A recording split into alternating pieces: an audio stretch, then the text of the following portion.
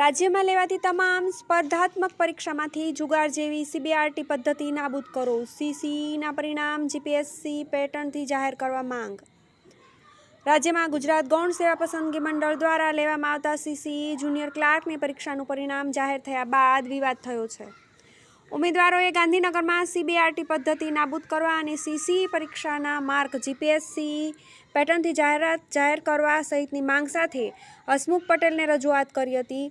સાથે જ ભરતી બોર્ડના કમલ દયાણી સુધી પોતાની વાત પહોંચાડવા ઉમેદવારોએ કવાયત કરી છે. ઉમેદવારોની રજૂઆત છે કે જુનિયર ક્લાર્કની પરીક્ષાની જાહેર કરાયેલી મેરિટ યાદીમાં ઘણી વિસંગતતા પેદા થઈ છે. જુનિયર ક્લાર્કના નોટિફિકેશનમાં જણાવ્યા પ્રમાણે ગ્રુપ એ અને ગ્રુપ બીની પરીક્ષામાં કેટેગરીના 7 ગણાની જગ્યાએ કુલ ભરતીના 5,500 જગ્યાના 7 ગણા ઉમેદવારો બોલાવવામાં આવ્યા હોવાથી બહાર પાડવામાં આવેલું મેરિટ ઊંચું ગયું છે.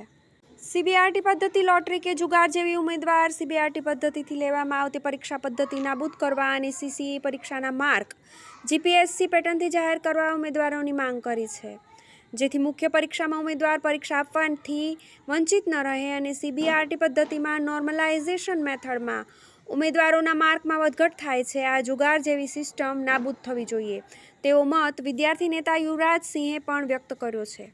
3.40 લાખ વિદ્યાર્થીઓએ આપી હતી પરીક્ષા. વર્ગ 3ની અલગ અલગ 21 કેડરની 5,554 જગ્યાઓ માટે રાજ્યના 3.40 લાખ વિદ્યાર્થીઓએ પરીક્ષા આપી હતી. જે ઉમેદવારોએ પરીક્ષામાં હાજર રહ્યા નથી તેમના એકાઉન્ટમાં ફી પરત ઓનલાઈન ખાતામાં જમા કરવામાં આવશે.